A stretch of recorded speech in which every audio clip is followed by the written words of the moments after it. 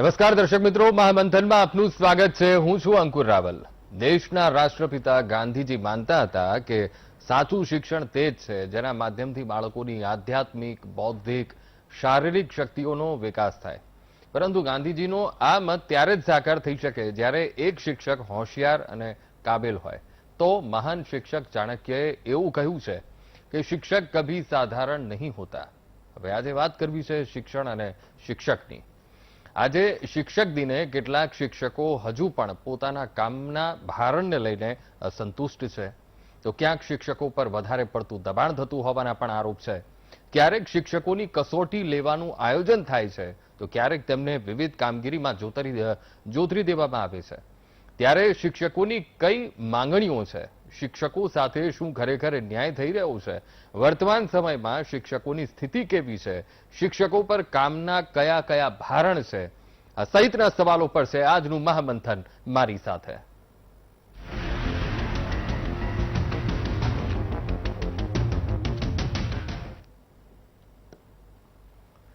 દર્શક મિત્રો, આજે શિક્ષક દિન છે અને શિક્ષક દિનને લઈને ઘણા બધા આયોજન પણ આજના દિવસે કરવામાં આવતા હોય છે।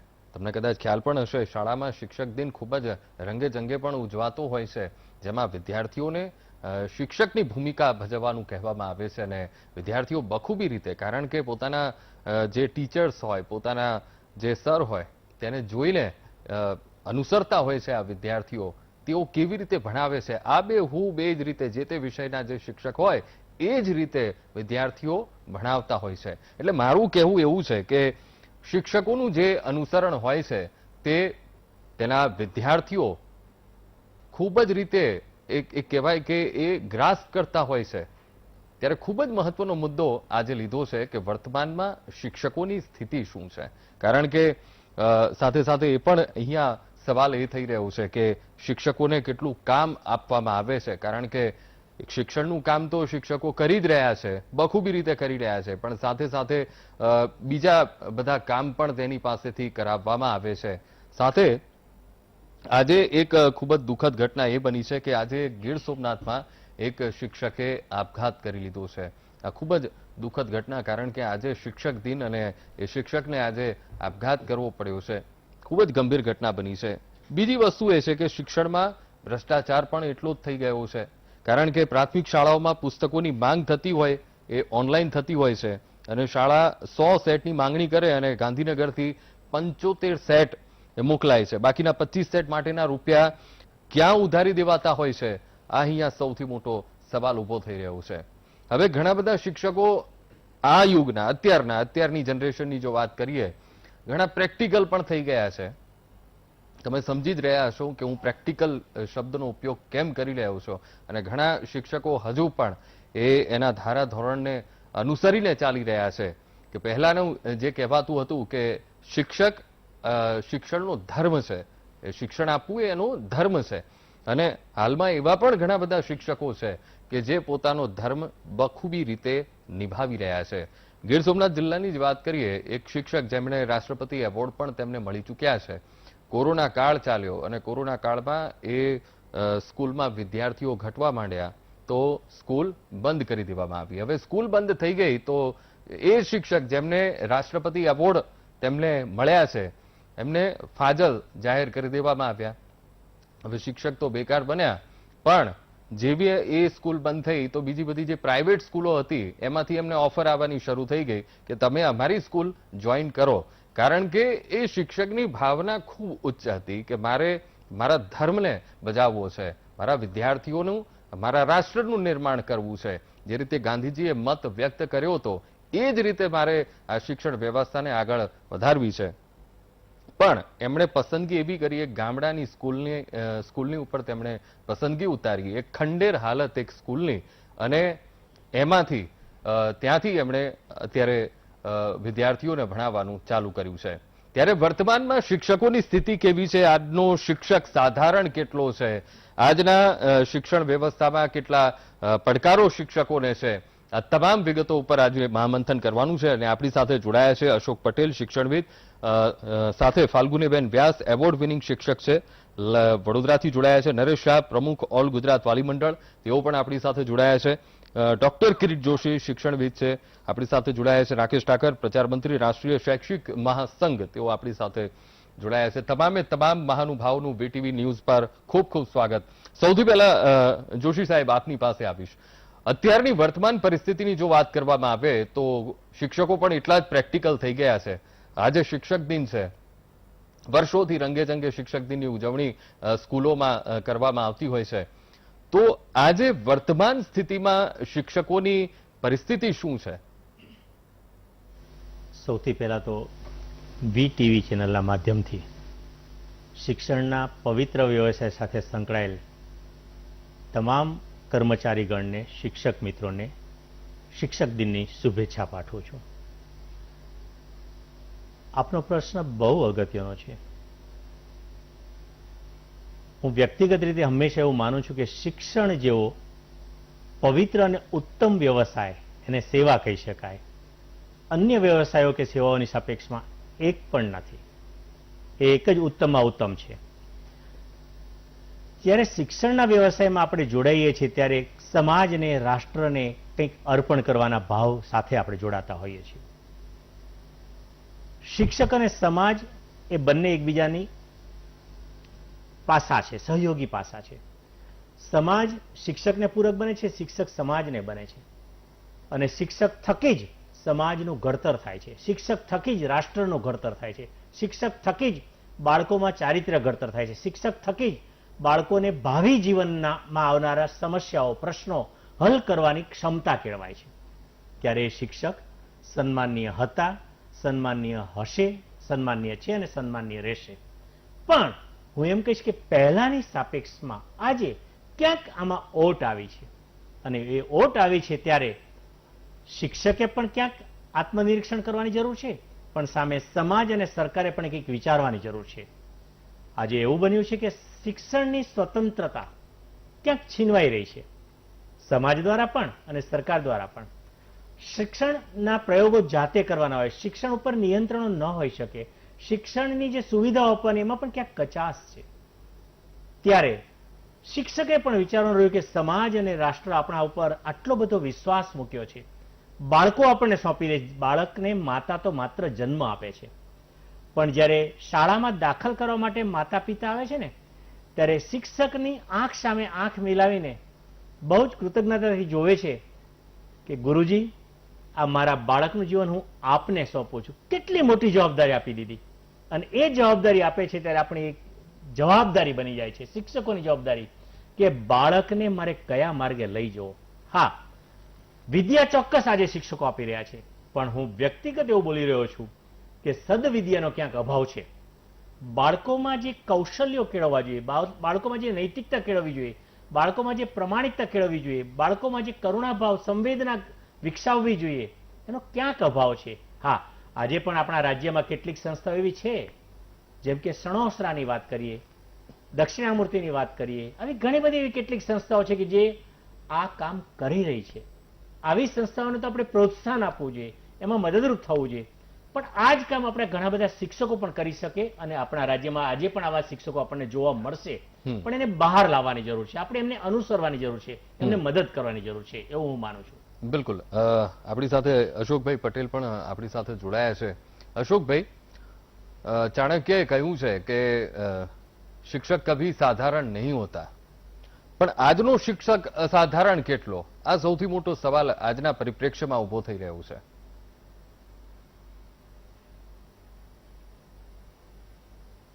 બહુ સારો પ્રશ્ન છે, જવાબ પણ સાચો આપીશ. પહેલી બાબત તો આપણે કહ્યું કે શિક્ષકની પરિસ્થિતિ કેવી છે, શિક્ષક સાધારણ છે કે કેમ. તો હું એમ કહીશ કે વ્યવસાયની રીતે આપણે બે રીતે વાત કરીએ. પહેલા હું વ્યવસાયની રીતે વાત કરું તો કે અત્યારે શિક્ષકના જેવો વ્યવસાય કોઈ જ સારો વ્યવસાય નથી એમ હું કહી શકીશ. તમે વિચારો, સૈનિકો સરહદ ઉપર લડે છે, જીવના જોખમે લડે છે, શિક્ષકને એવું કોઈ ટેન્શન નથી. પોલીસ, તમે વિચારો કે પોલીસની ડ્યુટી કેટલા વર્ષની? સવાર 6 વાગે ઉઠે ને બીજા દિવસના સવાર 6 વાગ્યા સુધી, એટલે 24 કલાક. હા, શિક્ષક માટે આવી કોઈ જવાબદારી નથી. ડોક્ટર, રાત્રે 12 વાગે પણ તમને કોઈ ઉઠાડે. હું આ વ્યવસાયની રીતે હું આ વાત કરી રહ્યો છું. તો શિક્ષકની જે વ્યવસાયની રીતે વાત કરીએ તો બહુ સારામાં સારો વ્યવસાય છે. આ એક બાબત. બીજું, શિક્ષકનો અને ડોક્ટરનો આ બે જ વ્યવસાય એવા છે કે જેને પવિત્ર વ્યવસાય ગણવામાં આવે છે. તો એ રીતે પણ શિક્ષકના પક્ષે છે. હવે વાત કરીશ કે શિક્ષકની સ્થિતિ શું છે, તો ચોક્કસપણે કહીશ કે સરકારી સ્કૂલના જે શિક્ષકો છે એની સ્થિતિ તો બહુ જ સારી. સાહેબ, જે પોલીસ છે ને આપણા રાજ્યમાં એના કરતા શિક્ષકોનો પગાર વધારે છે અને કામગીરી એનાથી 10મા ભાગની પણ નથી. પણ ખાનગી શાળાના જે શિક્ષકો છે એની સ્થિતિ બહુ દયનીય છે. કારણ કે એની પાસે એમ કહેવાય કે ઊંચા પગાર ઉપર સાઇન કરાવવામાં આવે છે અને પગાર બહુ જ ઓછો આપવામાં આવે છે. અને જેથી કરીને ખાનગી શાળાના જે શિક્ષકો છે એની પરિસ્થિતિ બહુ જ દયનીય છે. ત્રીજી બાબત કે કિરીટભાઈ હમણાં જે વાત કરી તે હું એક બાબત એમાંથી સહમત છું અને બધા જ લોકોએ, ઇવન વીટીવીએ જે આ મુદ્દો ઉઠાવ્યો છે, હું અભિનંદન સાથે કહીશ કે સાહેબ એક બાબતનું દુઃખ પણ છે કે આજનો શિક્ષક છે ને એ જ્ઞાનનો પ્રચારક નથી, માહિતીનો પ્રચારક છે. હું ફરીથી આ શબ્દ વાપરું છું. આજના 90% ને 99% શિક્ષકો જ્ઞાન નથી આપતા, માહિતી માત્ર ટ્રાન્સફર કરે છે. અને માટે જ તમને કહીશ કે ગુરુ અને શિક્ષક આ બંને શબ્દમાં બહુ મોટો ફેર છે. હકીકતમાં શિક્ષકનું કામ માહિતી આપવાનું નથી, જે બાળકમાં રહેલું જ્ઞાન છે એને બહાર કાઢવાનું છે. શિક્ષણ એટલે શું? What is means of education? તો બાળકમાં રહેલું બહાર કાઢવાનું છે. એટલે જ્ઞાન રૂપી જે અથવા તો એનામાં જે કઈ છે તે. જ્યારે આજના શિક્ષકો શું કરે, બહારની માહિતી અંદર ભરી રહ્યા છે. અને એટલે જ મારે કહેવું પડશે કે આજના શિક્ષકો જે કામ કરી રહ્યા છે એના કરતા ગૂગલ વધારે સારું કામ કરી રહ્યો છે. કે ગૂગલ પાસે જશો ને તો જે જોઈએ તે બધું જ મળી રહેશે, જે આજના શિક્ષક પાસે નથી મળતું. તો અહીં શિક્ષકે સાવધાન પણ થવાનું છે, અપગ્રેડ પણ થવાનું છે. હા, એટલું ચોક્કસ કે 1 થી 5 ધોરણના જે શિક્ષકો છે એ ગુરુતુલ્ય છે, કારણ કે એનું જે બાળક છે, વિદ્યાર્થી છે, બહુ ઓછું જાણતો હોય છે. પણ જ્યારે 10-12માં આવે અથવા કોલેજમાં જે છે શિક્ષકો, ક્યારેક તો ભાઈ શિક્ષક કરતા એના વિદ્યાર્થી વધારે જાણતા હોય છે. તો શિક્ષકની આ સ્થિતિ છે જે શિક્ષકે સુધારવાની છે. પ્લીઝ અંકુર. બિલકુલ. અને ખરેખર આ પરિસ્થિતિ સુધારવી ખૂબ જ જરૂરી છે, કારણ કે અત્યારે તો ઇન્ટરનેટનો ઉપયોગ પણ ખૂબ જ વધી ગયો છે. અને આ કોરોના કાળ અને કોરોનામાં જે રીતે ઓનલાઈન શિક્ષણ જે વ્યવસ્થા એક બનાવવામાં આવી છે, કારણ કે એ જ એકમાત્ર ઉપાય હતો, તેને લઈને પણ હવે મોબાઈલ તરફ પણ વિદ્યાર્થીઓ ખૂબ જ વળી ગયા છે. એટલે એના ઉપર કંટ્રોલ લાવવો એ પણ અત્યારે એક મુખ્ય વિષય બની ગયો છે. હું આપની પાસે આવીશ રાકેશભાઈ કે જે રીતે અત્યારના શિક્ષકોના પડકારો પણ એટલા જ છે અને સામે હવે સમય અને પરિસ્થિતિ, સંજોગ આ બધા બદલાતા જઈ રહ્યા છે. ત્યારે શિક્ષણમાં ભ્રષ્ટાચાર કેવી રીતે થાય છે? કારણ કે મેં પહેલા જે રીતે કહ્યું કે પ્રાથમિક શાળાઓમાં પુસ્તકોની માંગ થતી હોય ઓનલાઈન અને 100 સેટની માંગણી અને ગાંધીનગરથી 75 સેટ મોકલાય. અંકુરભાઈ, આજે આપના માધ્યમથી તમામ મારા શિક્ષક મિત્રોને શિક્ષક દિનની ખૂબ ખૂબ શુભેચ્છાઓ. વાત શિક્ષણમાં ભ્રષ્ટાચારની છે એ તો પેપર અને ન્યૂઝ મીડિયા ખૂબ જાગૃત રીતે બહાર લાવી રહી છે. શિક્ષક આમાં ક્યાંય સંમિલિત હોતો નથી, બહુ સ્પષ્ટ વાત. અને જ્યારે સરકારી શાળાઓની વાત આવે છે ત્યારે શિક્ષકને પોતાને એટલા બધા કામોનું ભારણ હોય છે કે એ ભારણની તળે એ બીજું કંઈ વિચારી શકે એમ નથી. એટલે સરકાર જે કંઈ કામો કરે છે અથવા તો જે કંઈ ઉત્સવો ઉજવે છે એ તમામમાં એક ડ્યુટી હોય છે. દાખલા તરીકે ગરીબ કલ્યાણ મેળાની ઉજવણી શરૂ કરે એટલે રૂટ સુપરવાઇઝર એટલે કે વાલીઓને અથવા તો ગામના લોકોને આ જગ્યાએથી જ્યાં ગરીબ કલ્યાણ મેળો હોય ત્યાં સુધી બસની અંદર ગણીને લઈ જવાના અને પાછા લાવવાના, ત્યાં પણ પોતે ડ્યુટી. એટલે આવા સંજોગોમાં બાળકો સાથેના વ્યવહારમાં શિક્ષણ ઓછું થવાનો પ્રત્યક્ષ અનુભવો ઓછા થાય. મૂળ હેતુ તો એટલો છે કે શિક્ષક શાળામાં બાળકની સામે રહે. ક્યારે રહે? કે જો એને ઇતર કામ આપવામાં ન આવે તો. આવું એક કામ નહીં, આવા 110 પ્રકારની કામગીરી છે કે જેમાં શિક્ષકને 50% સમય આખા વર્ષ દરમિયાનનો તો બહાર રહેવાનો થાય છે. અને સ્વાભાવિક છે, એક બહુ સીધું સાધું દરેક કર્મચારી જે કહી છે ને એ બધા જ ભૌતિક રીતે નિર્જીવ વસ્તુઓ સાથે કામ કરે છે, પરિપત્ર, કાગળ અથવા તો જેને કહી શકીએ કે પેન સાથે. માત્ર શિક્ષક એક એવું વ્યક્તિ છે, એવું વ્યક્તિત્વ છે કે જે જીવંતતા સાથે કામ કરે છે. તરત જ રિએક્શન આવે. ક્યાંક જો શિક્ષક ઊંચા અવાજે પણ કોઈક બાળકને બોલે ને કે ભાઈ સીધો બેસ, અને આટલા માત્રથી બાળકને ખોટું લાગતું હોય, એનું રિએક્શન બાળકના ચહેરા પર તરત આવતું હોય છે. એટલે આવા બધા માહોલમાં શિક્ષકે જે જીવંત રીતે કામ કરવું હોય એના કલાકો સ્વાભાવિકપણે જે નક્કી કર્યા છે રાઇટ ટુ એજ્યુકેશન એક્ટમાં એ મળવા જોઈએ. રાઇટ ટુ એજ્યુકેશન એક્ટમાં 1 થી 5 ધોરણ માટે 800 કલાક કરવા જોઈએ શૈક્ષણિક કાર્ય, અને રાબેતા મુજબના સમયમાં આજે 800 કલાકની 1230 કલાક જેટલું કામગીરી થાય છે. શૈક્ષણિક કાર્યના કલાકો ફાળવેલા છે, પણ જો એને વર્ગખંડમાં રહેવા દે તો. એટલે શિક્ષણની દ્રષ્ટિએ ત્યાં થોડોક એ બને છે. શિક્ષક ક્યારેય સાધારણ તો હોતો જ નથી, એનામાં તો ઘણું બધું પડ્યું છે, પણ એને કેવો માહોલ મળે છે, કેવી પરિસ્થિતિમાં કામ કરવાનો આવે છે, એ ચેલેન્જીસની સામે લડવામાં એની શક્તિ વપરાઈ જાય છે. અને એના કારણે જે કઈ ઇમ્પેક્ટ ઊભી થાય એના માટે દોષનો ટોપલો માત્ર પછી શિક્ષક ઉપર ઢોળાય, અને શિક્ષક પર ઢોળાય એટલે પછી બધા એમ કે, સમાજ એમ કે આ તો સાધારણ છે અથવા તો આ શિક્ષક આવો છે. બાકી એવું હોતું નથી. બિલકુલ બિલકુલ. આપણી સાથે નરેશભાઈ પણ જોડાયા છે. એક વાલી તરીકે તમે કેવી લાગણી અત્યારે અનુભવી રહ્યા છો? કારણ કે આજે જ્યારે શિક્ષક દિન છે ત્યારે જે રીતે આપણી સાથે મહાનુભાવ જોડાયા છે કે ખૂબ જ અત્યારે શિક્ષકની સ્થિતિ આમ અસમંજસની અત્યારે મુકાઈ ગઈ છે. કારણ કે ડ્યુટી અવર્સ એ તો કરવાના જ છે, પણ સાથે સાથે બીજા ચીંધેલા જે કામ છે એ પણ કરવાના છે. એક વાલી તરીકે આપની આશા અપેક્ષા.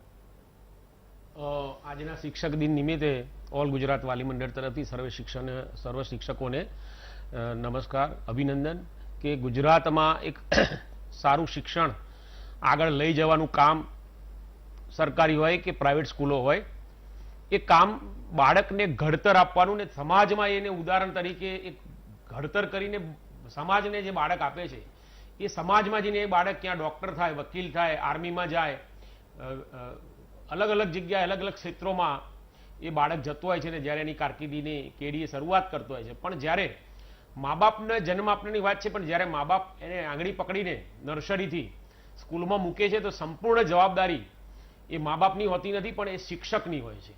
અને શિક્ષક એ સ્કૂલ ખરી, ટ્રસ્ટીઓ ખરા, પણ મેઇન સ્કૂલનો જે હૃદય કહેવાય એ સ્કૂલનું હૃદય ટીચર્સ છે, શિક્ષક છે.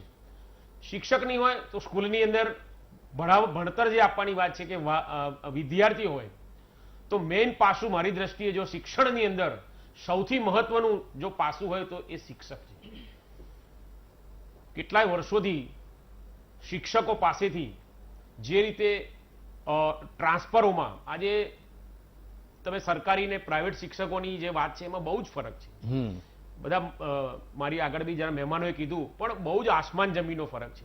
અશોકભાઈએ કીધું એમ કે ભાઈ સરકારી શિક્ષકોને કામ ઓછું હોય અને પ્રાઇવેટ શિક્ષકોને, પણ સાથે સાથે સરકારી શિક્ષકોને પોતાનું ઘર મૂકીને આજે 8-10 વર્ષ સુધી એની બદલીઓ થતી નથી, અને રૂપિયા આપીને કરપ્શન કરીને કેટલાય ટીચર્સો એવા છે કે પોતાના માનીતી જગ્યાએ એને તરત જગ્યા મળી જાય છે, જ્યારે અમુક ટીચરોને 15 વર્ષથી પણ પોતાની જગ્યા જે પોતાનું હોમ ટાઉન હોય ત્યાં મળતી નથી, અને દૂર દૂર સુધી એ ટીચર્સ રહેતા હોય છે. પતિ પત્ની પોતે અલગ અલગ હોય. ઘણા ઘરોમાં એવું છે કે પતિ પત્ની 2 શિક્ષકો હોય, એક પતિ હોય અલગ જગ્યા હોય, બીજા પત્ની હોય અલગ જગ્યા હોય, પોતાનું ફેમિલી અલગ હોય. એટલે સૌથી અગત્યની જો આ નોકરી હોય ને તો એ સરકારી શિક્ષકોની નોકરી છે. તમે ધ્યાનથી જોશો. આવું અશોકભાઈ આપની પાસે આવીશું તો આ શિક્ષકો અરે સરકારી નોકરી મળી બરાબર છે તમે, પણ સાથે સાથે શિક્ષક એવું નથી કહેતા કે અમે બાળકને નહીં ભણાવીએ, પણ જે ઢાંચો વર્ષોથી ગુજરાતની અંદર ગુજરાત સરકારે જે ઢાંચો કર્યો છે એ ઢાંચાને બદલવાની જરૂર છે હવે. કારણ કે એ જે ઢાંચાથી જે શિક્ષકો ભણાવતા હતા આજે તમે મ્યુનિસિપલ કોર્પોરેશનની સ્કૂલોમાં જુઓ તો એની અંદર જે ભણતર છે તો એ ભણતર હજુ બી એનું બદલવાની જરૂર છે, બદલાવની જરૂર છે. હવે પ્રાઇવેટમાં જે રીતે શિક્ષકોને બદલાવાની જરૂર પડી અને પ્રાઇવેટ શિક્ષકોનો ટ્રસ્ટીઓ જે રીતે શિક્ષણને લઈ આવ્યા, સાથે સાથે સીબીએસઈ નું ગુજરાત બોર્ડની ઘણી સ્કૂલોએ બી સીબીએસઈ ની બુક્સો ક્યારની અમલમાં મૂકી દીધી હતી. અંકુરભાઈ ધારો કે અહીંની અમદાવાદની મારું બાળક જે હતું એક સ્કૂલમાં આજથી 1 કે 2 થી સીબીએસઈ ની ઘણી Okay. બુક્સો એ સ્કૂલે અમલમાં મૂકી હતી. તો આ વસ્તુમાં સરકારી શિક્ષકોને જે રીતે અપગ્રેડેશન કરવાની વાત છે, પણ સરકારની સિસ્ટમ જે છે એ બદલાઈ નહીં. માટે એ શિક્ષકોને આપણે વાંક કાઢીએ કે ભાઈ આનું એજ્યુકેશન નબળું અને સરકારી સ્કૂલો નબળી. સરકારી સ્કૂલો નબળી નથી, એ શિક્ષકો નબળા નથી, પણ જે સરકારી સિસ્ટમ જે હોવી જોઈએ કે ભણતરની, પ્રાઇવેટની અંદર જેમ ચલો શિક્ષકો તો એ બી એટલું ભણેલા છે, પીટીસી હોય કે એમએ બીએડ હોય, પેલામાં બી એટલું ભણેલા છે, તો એ શિક્ષકોનું જ્ઞાન ઓછું ના. શિક્ષકોનું જ્ઞાન તો પ્રાઇવેટમાં બી જે શિક્ષણ ભણાવે છે એ શિક્ષકનું જ્ઞાન બી એટલું છે, બિલકુલ. સરકારમાં બી જે ભણાવે છે એ શિક્ષકોનું જ્ઞાન એટલું જ છે. પણ સરકારની જે સિસ્ટમ છે એ સિસ્ટમથી શિક્ષકો દબાઈ જાય છે. આ ચોખ્ખી ફેક્ટ તમને વાત કહું કે જે રીતે શિક્ષકો જોડે આજે મારી પાસે એક લિસ્ટ આવ્યું કે 115, જેમ ભાઈએ બી કીધું ઠાકર સાહેબ કે ભાઈ 115 વિગતો આવી છે કે ભાઈ આટલા આટલા કામો સરકારી શિક્ષકો પાસે કરાવવા, જ્યાં પ્રાઇવેટ શિક્ષકો પાસે થતા નથી. એટલે વાત ક્યાં છે કે જો ખરેખર શિક્ષણ નહીં અને એટલું જ શિક્ષણ જો પીરસવાનું હોય શિક્ષકે, હું માનું છું ત્યાં સુધી 100% એનું રિઝલ્ટ આ Okay. શિક્ષકો આપશે. Okay. હાલ અત્યારે સરકારમાં ધારો કે હમણાં જ ટૂંક સમયમાં મારે તમારી વીટીવીના માધ્યમથી તમામ શિક્ષકોને કહેવું છે કે ભાઈ સરકારે એક પરિપત્ર બહાર પાડ્યો કે શિક્ષકને આ રીતે કરવાનું. વાલી મંડળ તરીકે 100% અમને એવું લાગ્યું હતું કે આ અપગ્રેડેશન કંઈક સરકાર માંગી રહી છે કે ભાઈ આ શિક્ષકોનું અપગ્રેડેશન કરો. એટલે અમે એવું કીધેલું કે ભાઈ અપગ્રેડેશન જો થતું હોય ને સારું શિક્ષણ મળતું હોય તો એ કરવામાં વાંધો નથી. પણ સાથે સાથે જ્યારે મૂળ હકીકત ખ્યાલ આવી કે ભાઈ સરકાર જ્યારે એક્ઝામો લેવાની વાત થાય છે શિક્ષકોની, કે શિક્ષકને જ્યારે પોતે અલગ અલગ રીતેની વાત થાય છે, તો એ વસ્તુમાં પ્રાઇવેટ હોય કે સરકારી હોય તમામે તમામ શિક્ષકોને ન્યાય સરખો મળવો જોઈએ. અને એની રીતે જે રીતે સાહેબે કીધું આરટી પ્રમાણે, એ આરટી પ્રમાણે કાયદા પ્રમાણે જેટલું કામ એનું શિક્ષણનું હોય એ રીતે જ એને શિક્ષણનું કામમાં જોતરાવવું જોઈએ. એક એવી મારી વાત છે. બિલકુલ. ફાલ્ગુનીબેન, આપની પાસેથી એ જાણવું છે કે અત્યારના શિક્ષક સામે કેટલા પડકારો છે?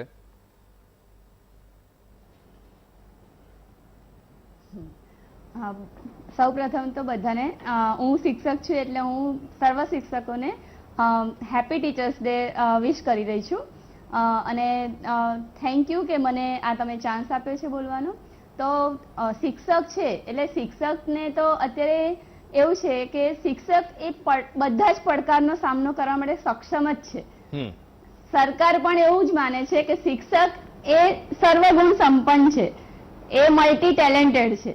બરાબર. એટલે અમારી સામે પડકારો તો બહુ જ બધા આવી રહ્યા છે. અને એમાંય આ 2 વર્ષમાં જે કોવિડ સિચ્યુએશન આવી છે એમાં અમારી સામે, અને એમાંય સરકારી જે કહો છો કે જે પ્રાઇવેટ ને સરકારનું જે કમ્પેરિઝન કરો છો તમે, તો હું એમ માનું છું કે પ્રાઇવેટાઇઝેશન કરતા સરકારી જે ટીચર્સ પડકારો સહન કરી રહી છે એ જરા વધારે પડતા જ હોય છે. કારણ કે અમારે કેવું છે કે થોડીક એ લો પબ્લિક સાથે, મીન્સ એ લોકો કેવું કે એ લોકો ફાઇનાન્શિયલી પણ એટલા બધા સ્ટેબલ નથી હોતા, તો અમારે એવા લોકો સાથે કામ કરવાનું હોય છે. અને તમે જોઈ રહ્યા છો કે અત્યારે મોબાઈલ જ મેઇન થઈ ગયો છે. તો અમારી સામે સૌથી મોટો પડકાર તો છે મોબાઈલ એક, કે જે ઓનલાઈન શિક્ષણ. અમારા છોકરાઓને ભણવું હોય છે પણ છોકરાઓ અમારી સામે, એમના વાલીઓ અમારી સામે એવો પડકાર લઈને આવે છે કે મેડમ અમારી ઇન્કમ જ નથી, અત્યારે અમારી નોકરી છૂટી ગઈ છે, તો અમે આ છોકરાને મોબાઈલ કેવી રીતે લઈ આપીએ.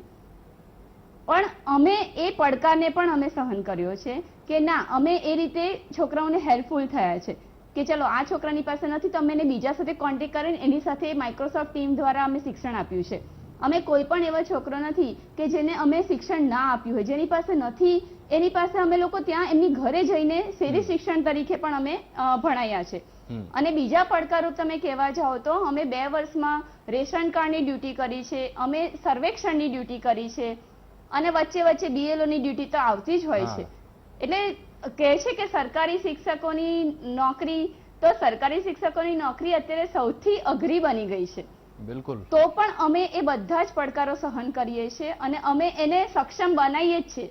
અમે એને ચેલેન્જ નથી માનતા, અમે એને અમારી એક ફરજના ભાગરૂપે જ કરીએ છીએ કે ના, અમારી ફરજ છે કે અમારે આ છોકરાઓને આ સિચ્યુએશનમાં પણ શિક્ષણ આપવાનું છે. ભલે પછી અમે સર્વેક્ષણ કરીએ, ભલે પછી અમે લોકો રેશન કાર્ડની દુકાને બેસીએ, તો પણ અમે સરકાર જે પણ સ્કીમ આપે છે, ધારો કે વોટ્સઅપ છે, વોટ્સઅપ એક્ઝામ આવી છે, સ્વરક્ષણ તાલીમ આવી છે હમ. કે પછી કોઈ પણ તમે નિદાન કસોટી આવી છે, હમ. અમે છોકરાઓને અને વાલીઓને એવી રીતે તૈયાર કર્યા છે કે કોઈ પણ કસોટી આવે છોકરાઓ હંમેશા રેડી જ હોય છે, અને અમને અમારા વાલીઓનો તો બહુ સપોર્ટ મળે છે, અને એનાથી જ અમે લોકો અમારું ભણતર કરાવી શકીએ છીએ, અને ફાલ્ગુનીબેન. અમને ખૂબ આનંદ થાય છે કે ફાલ્ગુનીબેન, અમે જેટલા ક્યારે ઉત્સાહીએ છીએ એક તો ટૂંકમાં અમારા આપની વાલીઓ પણ પાસેથી એટલા ઉત્સાહ છે. હા, બિલકુલ બોલો. ટૂંકમાં આપની પાસેથી જાણવું છે. તમે વિદ્યાર્થીઓને તો એજ્યુકેશન આપી જ રહ્યા છો, પણ સાથે સાથે જે અધર જે તમારે કામગીરી કરવાની આવતી હોય છે, ક્યારે દબાણ અનુભવાય છે? હા. ના, દબાણ તો એવું કશું નથી અનુભવાતું Okay. સર, કારણ કે અમે એવું સમજીએ છીએ કે અમારી આ ફરજ છે, અને આ એક કેવું છે, એક આ ડિઝાસ્ટર છે, બરાબર, તમારું કે તમે દેશને તમે કામ આવી શકો છો. હમ. અત્યારે કોઈ એવું કહેશે કે તમારી સ્કૂલ તો બંધ છે ને, કે તમે વર્ક ફ્રોમ હોમ કરો છો, કે અલ્ટરનેટ ડે તમે જતા હતા, એક વર્ષ એવી રીતે થયું, 6 મહિના એવું તે થયું, પણ એમાં કેવું કે અમે અમારી કામગીરી આ છે તો અમે સર્વેક્ષણ કર્યું, એમાં અમને એવું કોઈ ચેલેન્જ નથી લાગી, Okay. પણ અમે ખુશી અમે કામ કર્યું છે, કારણ કે અમે એવું લાગે છે કે અમે બીજી કોઈ રીતે મદદ નથી કરી શકતા, પણ અમે આ રીતે તો હેલ્પફુલ થઈ શકીએ છીએ, અમે બિલકુલ. સરકારને કે અમારી પ્રજાને. બિલકુલ જોશી સાહેબ, આ એક શિક્ષકની જ ભાવના આ હોઈ શકે કે અમે ચેલેન્જ નથી જોતા, પણ ખરેખર અમારી ફરજનો એક ભાગ છે, અને આ ફરજ અમારે નિભાવવી જ પડે, અને માટે જ આ કામ અમારા સરકારનું છે, અમારી પ્રજા માટેનું છે, મારી ભારતની પ્રજા માટેનું છે. તો આ એક શિક્ષક જ જોશી સાહેબ કરી શકે. પણ એક મહત્વનો સવાલ એ પણ ઊભો થાય છે કે આચરણ કેટલું મહત્વનું હવેના યુગ પ્રમાણે, કારણ કે પહેલાના સમયમાં તો આપણે આચરણનું મહત્વ શિક્ષક સમજાવતા હતા વિદ્યાર્થીઓને, અને પોતે પણ એટલું જ સમજતા હતા. હવે અત્યારે કેટલું મહત્વનું? બહુ જ અગત્યનો પ્રશ્ન પૂછી લીધો. પહેલી વાત હું તમને એ કહીશ કે આપે કહ્યું કે પાઠ્યપુસ્તક મંડળમાંથી 100 પુસ્તકો મગાવે છે અને 75 આવે છે, તો હું આચાર્યશ્રીને સવિનય નમ્રતાથી કહું છું કે એટલી તો હિંમત આપણામાં હોવી જોઈએ કે આપણે તરત જ પત્ર લખીએ કે સાહેબ આપે 25 સેટ અમને ઓછા મોકલ્યા છે. દરેક આચાર્ય જો ત્યાં લખશે તો સાચો ખ્યાલ આવશે. બિલકુલ. પણ ક્યારેક એવું પણ બને છે કે આવા 2-3 કેસ બન્યા અને એના કારણે આપણે સરકારને કે વિભાગને બદનામ કરીએ, એવું ન બનવું જોઈએ, અને જો થયું હોય તો એ ખોટું જ છે. અને સ્પષ્ટપણે શિક્ષક અને આચાર્ય નિર્ભયપણે પણ વિવેક સાથે, વિનય સાથે રજૂઆત કરનારો હોવો જોઈએ, એ બહુ એક વાત છે. નંબર 2, બેને કહ્યું કે અમે સ્વીકારીએ છીએ, બહુ સારી વસ્તુ છે, પણ હું એક શિક્ષક હોવાની રૂએ માનું છું કે જ્યારે શિક્ષણ વિભાગ શિક્ષણને ગુણવત્તા સભર બનાવવા માંગે છે, ત્યારે શિક્ષકો પાસેની અન્ય કામગીરીઓ લઈ લેવાની જરૂર છે. એના માટે એક અલગ વિભાગ ઉભો કરી એનું એક અલગ ભંડોળ ફાળવવું જોઈએ, તો શિક્ષક નવા પ્રયોગો કરી શકશે, બિલકુલ સ્ટ્રેસ વિહીન, તણાવ મુક્ત બનીને વર્ગખંડમાં હળવો ફૂલ થઈ બાળક સાથે ખીલશે અને બાળકને ખીલવી શકશે. આ એક ખૂબ અનિવાર્ય જરૂરિયાત છે, એ હું વ્યક્તિગત માનું છું. ત્રીજી વાત આપણે કહી કે આચરણ બહુ અગત્યનો મુદ્દો છે. શિક્ષકે તો આચરણ કરવું જ પડે. શિક્ષક ક્યારેય વ્યસની ન હોય, શિક્ષક ક્યારેય અભિમાની ન હોય, શિક્ષક ક્યારેય વાદ વિવાદ ન કરે, શિક્ષક ક્યારેય નાનું કામ કોઈને ન કહે, શિક્ષક ક્યારેય બાળકોને આ નબળા બાળકો કે નબળી જાતિના કે ઓછા શિક્ષણવાળા બાળકો કે ગરીબ બાળકો ન કહે, કે આ હોશિયાર બાળકો કે આ પૈસાદારના બાળકો એવું ન કહી શકે. એના માટે દરેક બાળક સમાન છે, આ મારો વિદ્યાર્થી છે, અને એક જ આંખ હોય, બંને આંખ એમને બધા માટે સરખી જ હોય, એવા શિક્ષક હોવા જોઈએ. શિક્ષક ત્યારે જ સફળ થઈ શકે જ્યારે પોતે આચરણ કરે. માનો કે શાળાના વડા એટલે આચાર્ય કહેવાય, અને હું એવું માનું છું કે શાળાનું હૃદય એ આચાર્ય એટલે શિક્ષક અને મગજ એ આચાર્ય છે. આ બંનેનો સમન્વય થાય તો ઉત્તમ શાળા ચાલે અને શાળાનું શિક્ષણ ઉત્તમ મળે. આચાર્ય સૌથી પહેલું આચરણ કરવું પડે કે 11 વાગ્યાનો ટાઈમ છે તો 10 ને 50 મિનિટ પહેલા એ પહોંચી જવા જોઈએ. પછી જે શિક્ષકને કહી શકે કે મોડા ન આવશો. શિક્ષક જો તાસમાં મોડા પડે અને વિદ્યાર્થીને એમ કહેતા હોય કે કેમ રિસેસમાં મોડો પડ્યો, એને પનિશમેન્ટ કરે, તો એ શિક્ષકની ખામી છે, યોગ્ય નથી. અને જ્યારે આચાર્ય અને શિક્ષક પોતે આચરણ કરશે ને ત્યારે બાળકની પાસે બોલવાની જરૂર નહીં પડે, બાળક એમને અનુસરતો થઈ જાય છે. બાળક તો શિક્ષકને જોઈને ખીલે છે, એનું મોઢું ખીલી ઉઠે છે, અને એ બાળકનું મોઢું ખીલી ઉઠે ત્યારે શિક્ષક ખીલી ઉઠે છે, અને એમાં શિક્ષક અને વિદ્યાર્થી બંનેને આનંદ થાય છે. મારી એક વાત એ પણ છે કે આજે વારંવાર શિક્ષકો કે આચાર્યો કે શિક્ષણ વિભાગ કે અધિકારીઓ કે મંત્રીશ્રીઓ બોલે છે કે શિક્ષક કભી સાધારણ નહીં હોતા, આ વાક્ય બોલવાના બદલે એને અમલમાં મૂકવાની જરૂર છે, આચરણ કરવાની જરૂર છે. અને જો આપણે આચરણ કરશું ને તો શિક્ષણની ગુણવત્તા માટે ઢોલ પીટવાની જરૂર નહીં પડે, આપોઆપ શિક્ષણની ગુણવત્તા વધશે. બિલકુલ. શિક્ષકે હંમેશા પોતાની ગુણવત્તા વધારવા માટે ટેકનોલોજીથી માહિતગાર થવું પડશે, નવા નવા પ્રવાહોથી માહિતગાર થવું પડશે. શિક્ષકે સજ્જ થવું પડશે. શિક્ષક સજ્જતાથી દૂર ભાગવાની જરૂર નથી. અને આવું જ્યારે થશે ત્યારે આચરણ કર્યું કહી શકાશે, ત્યારે વિદ્યાર્થીને અનુસરતો કરી શકશે, એ વાલીઓ એમને આદરથી જોશે. અને આ આચરણ જ શાળા અને સમાજની એક સેતુ બનશે. અને જ્યાં શાળા અને સમાજ વચ્ચે સેતુ હોય, ત્યાં આત્મીયતાનો સેતુ હોય, ત્યાં એ શાળા ઉત્તમ શિક્ષણ આપી શકે. એ શાળાના બાળકો નિર્ભય બનીને, નિર્બળ બનીને એક કેળવણી પ્રાપ્ત કરે છે. અને શિક્ષણના બદલે કેળવણી અપાય એ જ ઉત્તમ શિક્ષણ, એ જ ઉત્તમ શિક્ષક, એ જ ઉત્તમ શાળા. બિલકુલ. અને તો જ એક સારા સમાજનું નિર્માણ થાય, અને સારા સમાજનું નિર્માણ થાય ને સારા રાષ્ટ્રનું પણ નિર્માણ થતું હોય છે, એક ઉજ્જવળ ભાવિ ઘડાતું હોય છે. તમામે તમામ મહાનુભાવો મારી સાથે જોડાયેલા રહેજો. દર્શક મિત્ર, આપ પણ અમારી સાથે જોડાયેલા રહેજો, કારણ કે વર્તમાનમાં જે શિક્ષકોની સ્થિતિ કેવી છે તેના ઉપર આપણે ચર્ચા કરી રહ્યા છીએ. અલગ અલગ જે મુદ્દાઓ છે તેને પણ આવરવાના છે. પણ રોકાઈશું એક બ્રેક માટે. અને ખૂબ જ મહત્વના વિષય ઉપર આપણે આજે ચર્ચા કરી રહ્યા છીએ કે શિક્ષકોની અત્યારની હાલની પરિસ્થિતિમાં સ્થિતિ કેવી છે. ડોક્ટર અશોક પટેલ, હું આપની પાસે આવીશ. પટેલ સાહેબ, કે જે રીતે જોશી સાહેબે ખૂબ સરસ વાત કરી કે આચાર્યનું આચરણ હોવું જોઈએ, શિક્ષકનું એક સારું આચરણ હશે તો એ વિદ્યાર્થીમાં જશે, અને વિદ્યાર્થીમાં એ જો સારું આચરણ જશે તો એક સમાજનું સારું નિર્માણ થશે, નૈતિક મૂલ્યોનું ઘડતર થશે. સાથે સાથે એક બીજી વસ્તુ એ પણ કહી કે જે કામ સોંપી દેવામાં આવે છે અલગથી, એના માટે કોઈ અલગ વિભાગ બનાવવામાં આવે. ખૂબ જ સારું સૂચન કર્યું છે. પણ શું તમે એક શિક્ષણવિદ તરીકે તમને લાગે છે કે આ બધા સુધારા વધારા આ બધા થઈ શકે છે? બીજી વસ્તુ કે જે આચરણની વાત થઈ છે, પણ અહીંયા ઘણા બધા કેસમાં આચાર્ય અને શિક્ષક વચ્ચે જ સંકલનનો અભાવ જોવા મળતો હોય છે. કઈ રીતે ઘડતર થશે?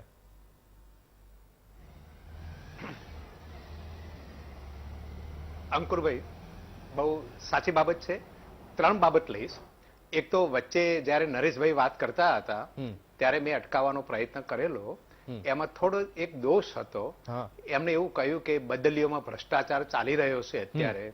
તો જી ના, બદલી કોઈ પણ વ્યક્તિ નથી કરતો. હું ફરીથી કહીશ, જે શિક્ષકોની બદલી કરવામાં આવે છે એ કોઈ ડીપીઓ, ડીઈઓ અથવા તો નિયામક કે સરકાર કે શિક્ષણ મંત્રી કોઈ પણ વ્યક્તિ બદલી નથી કરતું. બદલી ઓનલાઈન જ થાય છે. જો કમ્પ્યુટર ભૂલ કરે તો આપણે એવું કહી શકીએ કે બદલી ખોટી થઈ.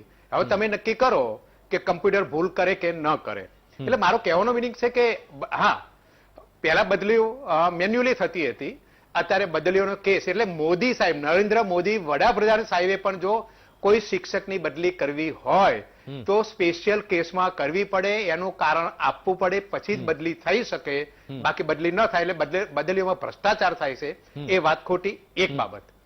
બીજી બાબત કે હમણાં વાત કરી કે શિક્ષકોને વધારાના જે કામ સોંપવામાં આવે છે તે, તો એમાં ચોક્કસપણે કહીશ કે હા, કેટલાક કામ વધારાના છે. અહીં આપણે કામના 2 ભાગ પાડીશું કે કેટલાક કામ એવા છે કે જે શિક્ષક વગર થાય જ નહીં, અને કેટલાક કામ એવા છે કે શિક્ષકની નિગરાની નીચે અથવા શિક્ષકના માર્ગદર્શન નીચે બીજો કોઈ પણ વ્યક્તિ કરે તો ચાલે. તો અહીં આપણે સરકારને એક વીટીવીના માધ્યમથી વિનંતી કરી, હું રસ્તો બતાવું. કિરીટભાઈએ એમ કહ્યું કે નવો વિભાગ બનાવીએ.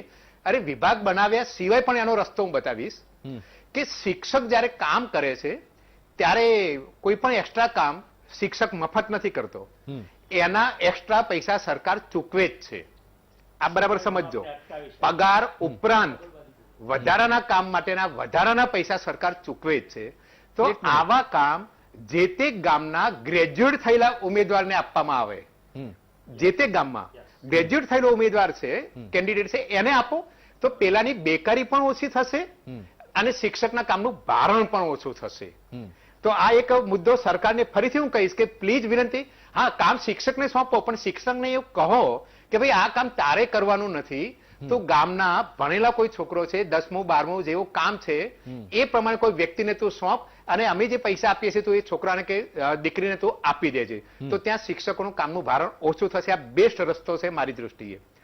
વાત આવી આચરણની, તો અંકુરભાઈ, તમે અત્યારે હાલ ઘેરથી આવ્યા હશો, જતા હશો, દરેક નાગરિક ભારતમાં રહે છે અને તમામ ભારતના કાયદાઓનું પાલન કરવું જોઈએ. 4 રસ્તા ઉપર ટ્રાફિક પોઈન્ટ ઉપર તમે ઉભા રહો છો, તમને ખ્યાલ છે કેટલા લોકો ટ્રાફિકના નિયમોનું પાલન કરે છે? એટલે કહેવાનો મિનિંગ કે કાયદો તોડવો એ આપણા ભારતમાં આમ બાબત બની ગઈ છે. અને શિક્ષક શરૂઆતમાં ક્યારે કાયદો તોડતો નથી, કારણ કે પોતે પોતાની જાતને માને છે હું શિક્ષક છું. પણ એ 4 વખત ટ્રાફિક પોઈન્ટ ઉપર ઉભો રહે છે ને એને ઓવરટેક કરીને બીજા બાઇક વાળા કે બીજા સ્કૂટર વાળા 10 વખત આગળ જતા રહેશે ને, પછી શિક્ષકે ના છૂટકે એ પણ પછી ટ્રાફિકનો ભંગ કરતો થઈ જાય છે. એટલે શિક્ષક પણ એક સામાજિક પ્રાણી છે, એને પણ સમાજમાં થતા બનાવોની અસર પોઝિટિવ અને નેગેટિવ બંને થાય છે. એટલે શિક્ષક હિંમત રાખે છે, એને કશું જ ખોટું નથી કરવું, પણ ક્યારેક સમાજમાંથી જ એવા પ્રેશરો આવે છે કે જેથી કરીને શિક્ષક એનો જે વર્તન છે એમાં ચેન્જ લાવે છે. એટલે આફ્ટરઓલ તો એ સાચું આ જ નથી, સમાજમાંથી બચાવ આવે નથી છે. કરતો, શિક્ષક સાચો છે. બિલકુલ, આફ્ટરઓલ તો આ જ સમાજમાંથી, એ પણ જી. શિક્ષક આ જ સમાજમાંથી અને આવે છે. શિક્ષકને જી રાકેશભાઈ, હવે જે ગુજરાતમાં ચર્ચિત તો શિક્ષકને આપણે સામાજિક પ્રાણી તરીકે જુઓ તમે. ઓકે પ્લીઝ અંકુરભાઈ બોલો. ઓકે, હવે રાકેશભાઈ, જે ગુજરાતમાં ચર્ચિત લાંચના કિસ્સા છે, હવે આ બધી વસ્તુઓ ઉપર, આ બધી પ્રવૃત્તિઓ પર કેવી રીતે અંકુશ મેળવી શકાય? કારણ કે એક તમને દાખલો આપીશ કે સુરત શિક્ષણ સંઘના પ્રમુખની શિક્ષિકા સાથેની એક ઓડિયો ક્લિપ કદાચ તમને ખ્યાલ જ હશે, સામે આવી હતી. સંઘના પ્રમુખે શિક્ષિકા પાસે ₹4 લાખની લાંચ માંગી હતી અને સર્વ શિક્ષા અભિયાનના સ્ટેટ પ્રોજેક્ટ ઇજનેર પણ લાંચ લેતા ઝડપાયા હતા. આ બધી વસ્તુઓ પર કેવી રીતે કંટ્રોલ આવી શકશે? આમ જોવા જઈએ ને તો ઉછેર સાથે સંકળાયેલી વૃત્તિ છે. માણસ જે પણ ઘટનાક્રમમાં સંમેલિત થાય છે એ એને આજુબાજુ જોયેલું અને એના સબકોન્શિયસ માઇન્ડમાં ક્યાંક પડ્યું હોય, એટલે જ્યારે એને એવું વાતાવરણ પ્રાપ્ત થાય ત્યારે એનો એ અમલ કરે. એટલે સાયકોલોજીકલ રીતે જો જોવા જઈએ તો આ એના ઉછેર સાથે સંકળાયેલી વસ્તુ છે. એટલે જ્યારે એ વ્યક્તિત્વ જ્યારે નિર્માણ પામ્યું હશે ત્યારે એના આજુબાજુનામાં ક્યાંક એવું એને શિક્ષણ મળ્યું હશે કે જેના કારણે થઈને એ તરફ પ્રેરાયો કે હું. અને બીજી વસ્તુ સ્વાભાવિક છે કે સમાજની અંદર જે નાણાકીય અસમાનતા છે ને, એટલે હું પણ આટલો મોટો થઈ જાઉં, આવી વિભાવના એને હોય અને સ્વાભાવિક પછી એ બીજા માર્ગે રસ્તા શોધવાને શરૂ કરે. એટલે આ બધી વસ્તુઓ તો માણસના ડે ડ્રીમ સાથે સંકળાયેલી છે કે એ પોતે શું વિચારે છે, પોતે કેવા સપના જોવે છે અને કેવો બનવા માંગે છે, અને એના આધારે એ પછી રસ્તાઓ શોધતો હોય છે. એટલે આ તો આખી વાત એ પ્રકારની છે. પણ આની અંદર જો રોકવી હોય, હરીફાઈ ક્યારેય શિક્ષણ દ્વારા ન થઈ શકે. નકારાત્મક વાત થઈ, સમાજ માટે દૂષણ થઈ ગયું. અને શિક્ષણનું કામ જ એ છે કે એનું યોગ્ય ચારિત્ર્ય ઘડતર કરવું. એ ખોટા માર્ગે ન જઈ શકે, ગમે તેવું સહન કરે, ભૂખ્યો રહે, પણ એ લાંચ લેતા થાય તો ત્યાં શિક્ષણની ક્યાંક કચાશ છે, કેળવણીની કચાશ છે. આ વાત એટલી છે કે આ બને છે કેમ એનું વાત કરી રહ્યો છું. આને રોકવી કેમ? નિશ્ચિતપણે શિક્ષક શિક્ષક જ હોવો જોઈએ, એના આદર્શો સમાજની વચ્ચે વેચાવા જોઈએ, એમાં કોઈ અસંમતિ નથી, એમાં કોઈ જ નથી. પણ આ કેમ સર્જાય છે? તો કે એના માટે એનો ઉછેર જવાબદાર છે. માત્ર શિક્ષણ માટે શિક્ષક એકલો જ જવાબદાર નથી, બાહ્ય પરિબળો પણ એટલા જ જવાબદાર છે. શિક્ષણ લેવા માટે બાળક માત્ર 5 કલાક ઓબ્ઝર્વેશનમાં શિક્ષક પાસે હોય છે અને એમાં અક્ષર જ્ઞાનથી લઈને કેળવણી એને આપવામાં આવે છે. બાકીનો સમય તો એના મિત્ર વર્તુળ સાથે, સમાજમાં, ઘરે, ફેમિલીમાં અથવા તો શેરી મહોલ્લામાં હોય છે, અથવા તો રમતના મેદાન પર હોય છે, અને ત્યાંથી પણ આ વસ્તુ ગ્રહણ કરતો હોય છે. એટલે આ જે અસમાનતાની વાત છે, શિક્ષક આપે છે એવું તો છે જ નહીં.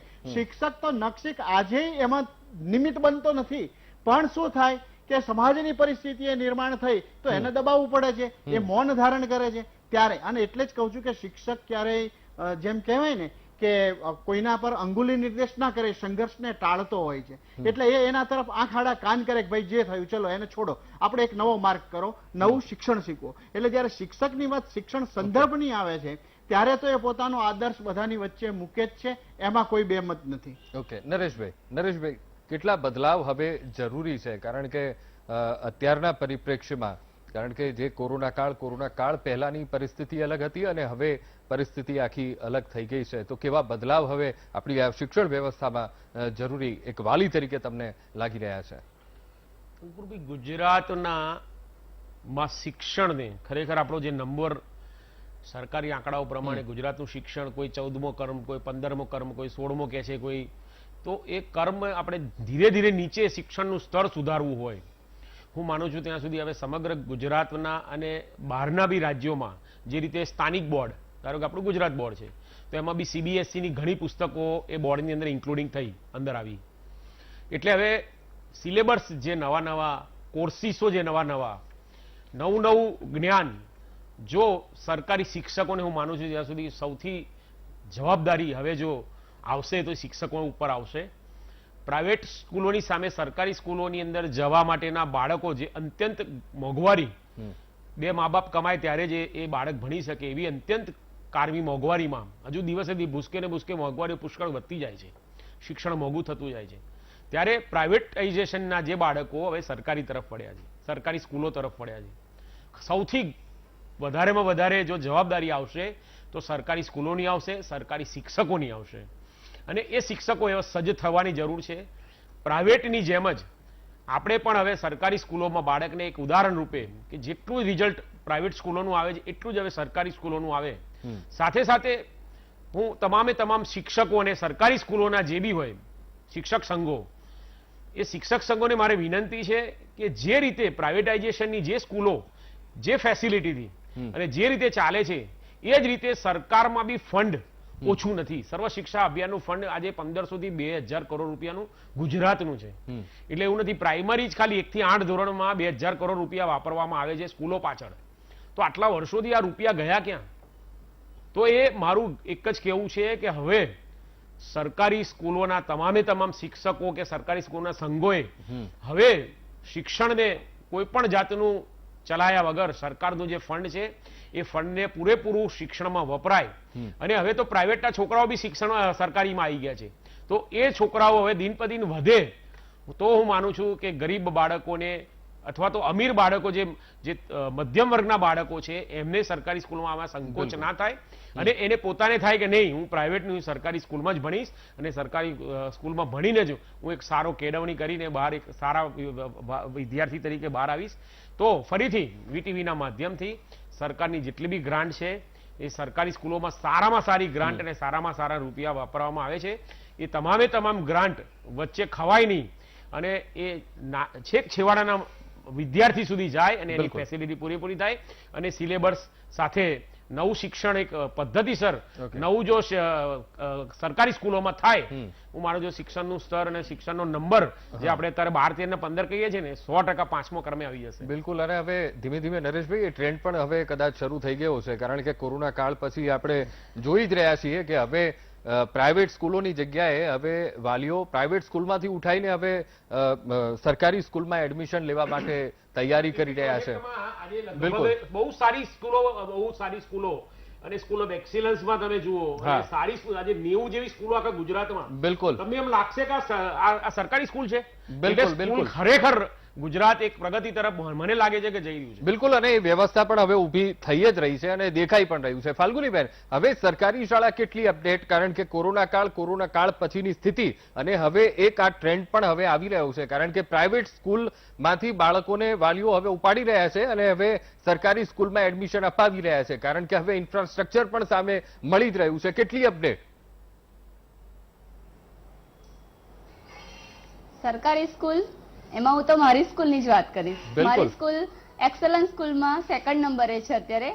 અમારી સ્કૂલ એટલી અપડેટ છે કે તમે એમાં જુઓ તો પ્રાઇવેટ તમારી વિજ્ઞાનની લેબ છે, ગણિતની લેબ છે, કોમ્પ્યુટર રૂમ છે, સ્પોર્ટ્સ રૂમ છે, અમે લાઇબ્રેરી બનાવી છે અને અમારું સેફટીનું 100% કામ થઈ ગયેલું છે.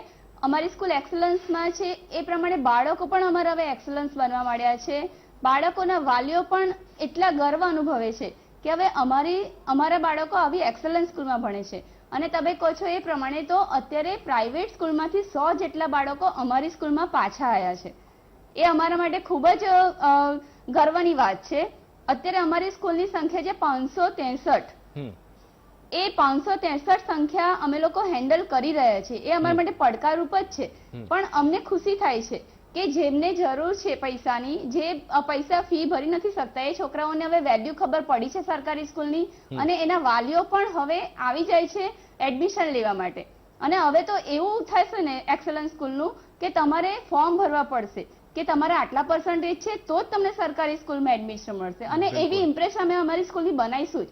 અમે સૌ શાળાના મિત્રો, અમારા પ્રિન્સિપલ સર છે, અમે એટલી બધી મહેનત કરી રહ્યા છે છોકરાઓ પાછળ, અને વાલીઓને ખબર જ છે અને વાલીઓ પણ અમને બહુ સપોર્ટ કરે છે.